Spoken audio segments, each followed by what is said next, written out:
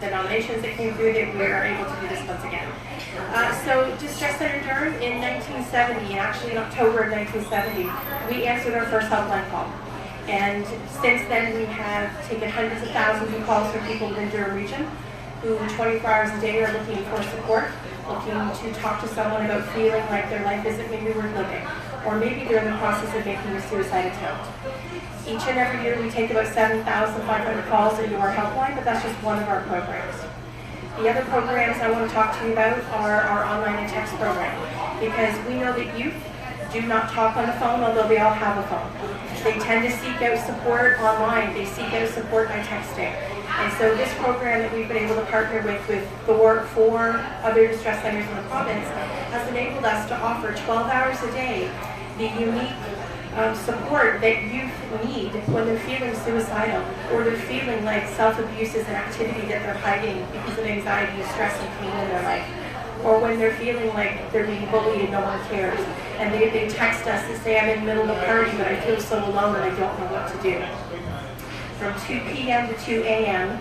every single day, we take those types of interactions. We call them interactions because they're not technically calls. The other program I want to mention to you is our Suicide Survivor Program, which supports the unique needs of people who have lost someone in their life to suicide, and the pain and the guilt and the stigma that they suffer through brings them to our grief support program. So I want to tell just one very quick story for each of the programs. The people that come through our Survivor program, for example, I had a woman who lost her teenage son to suicide who came through our group.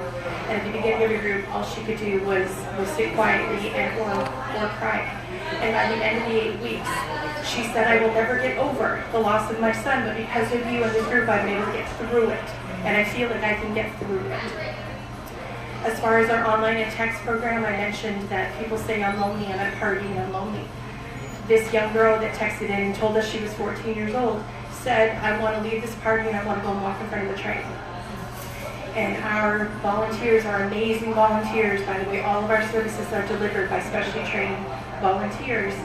Was able to get her to commit to keeping herself safe, and able to get her to commit to telling her parents what was going on, how she was feeling. And that girl texted in a few days later and said that she felt much better now.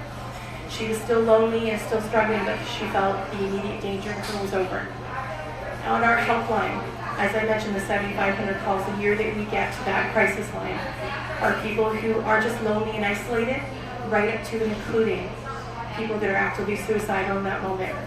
And our amazing team of volunteers, 365 days a year, 24 hours a day, respond to those calls. And we have a caller who's been calling us probably over 20 years.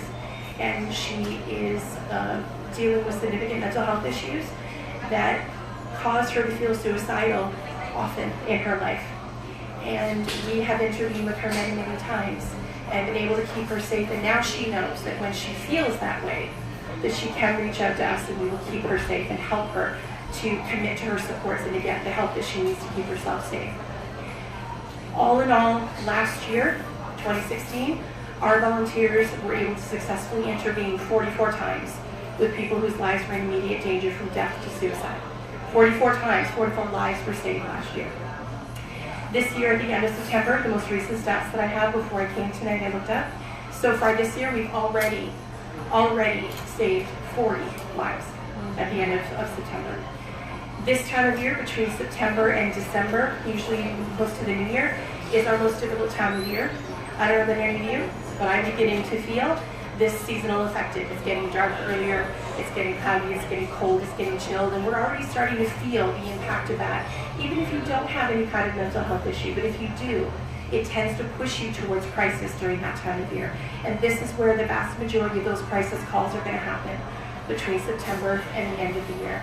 And I just want to take this opportunity to thank you all. I hope that you and nobody that you know ever needs our services, but if you do, you can Google Distress Centre Durham, and our 24-hour helpline number is posted.